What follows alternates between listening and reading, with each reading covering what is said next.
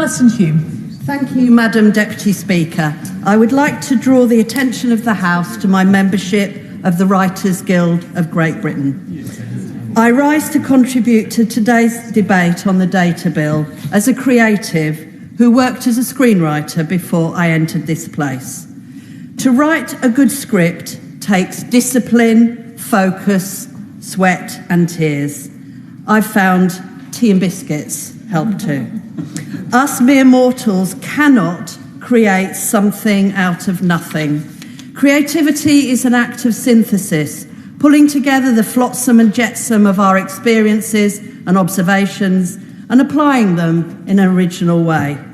We pour our life experiences into our work, creating the humanity behind the lines which lift characters from the pages and into the public's consciousness.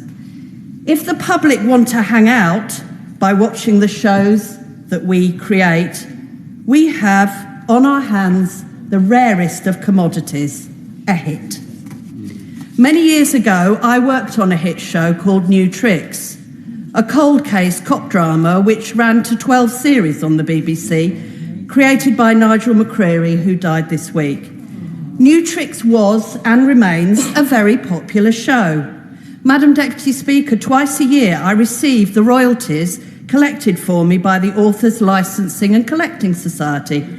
I am paid fairly for my original work when it is rebroadcast around the world or on digital platforms.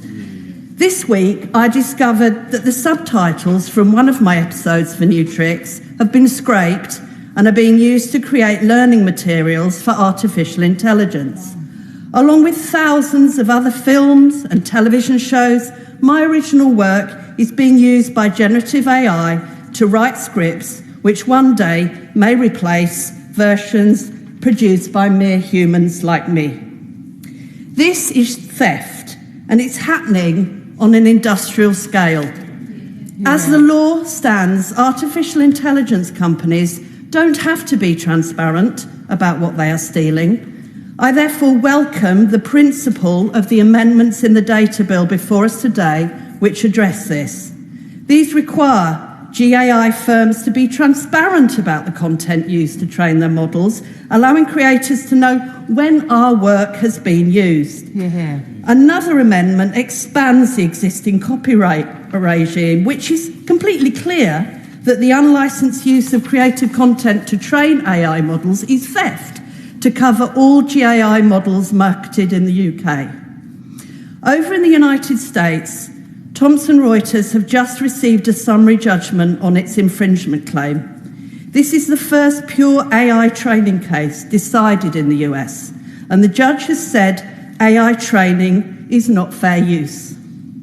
I welcome the Secretary of State's statement today and welcome his listening mode, but I am here to say that creatives worry that the government's preferred position for creators of original material to opt out of having work scraped as it stands is not workable because no model currently exists anywhere in the world. And we're worried because creators build our industries. The creative industries are at the heart of our industrial strategy. I will give way. I fully endorse much of what she said, and we as a House were slow to regulate the internet when it first emerged. The fascination with the new blinded people to the damage it could do. We had the online harm bill more recently, and so on and so forth. The risk in this case is not that we go too far, but that we don't go far enough. And it's very important, based on what she just said, we take swift, decisive and very firm action to avoid the eventuality of reducing humans, as she described them, to mere puppets.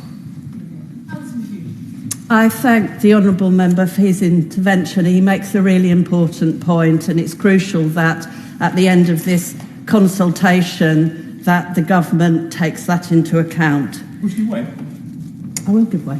I'm very grateful for my honourable friend for giving way.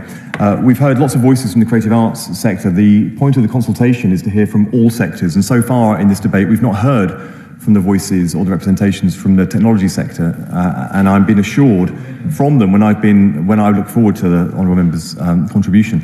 I've been reassured from the technology companies that they are engaging with the consultation, and they are trying to present forward the technological solutions for which she is inquiring.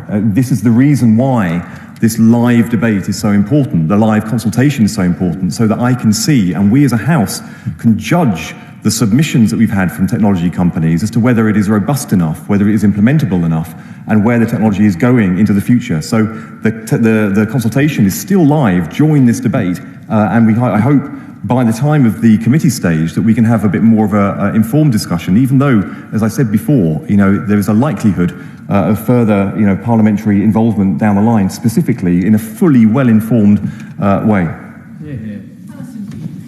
Thank you, Madam Deputy Speaker, and I thank the Secretary of State for his reassurances, and I know that creatives are worried because the scraping is happening now and will carry on happening until we have a solution, and we must protect the creative industries.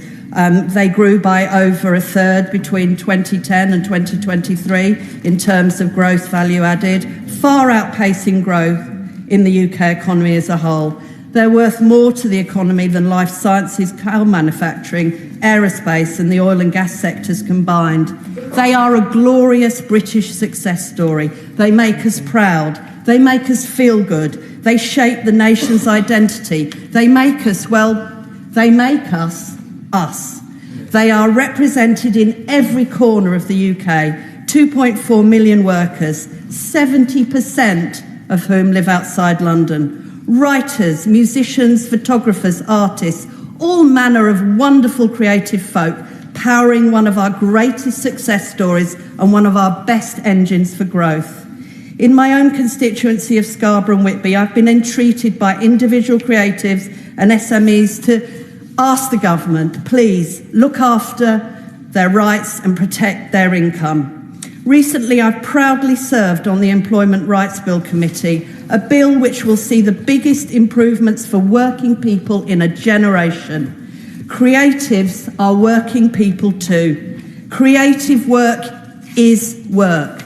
The Secretary of State for Culture, Media and Sport has talked about her determination to take the brakes off the creative industries to turbocharge growth. If the creative industries are a fast car, then the creative is the driver. Without us, you have the equivalent of a driverless car. Fine, maybe, if you want to get from A to B, but to produce the kind of quality scripts behind the superb television drama that entertains, comforts, inspires, and, as recently in the case of Mr. Bates versus the Post Office, affects meaningful change, you need a human being at the wheel. And to have a human, you need to make sure that they are paid for doing what they do best, to be original.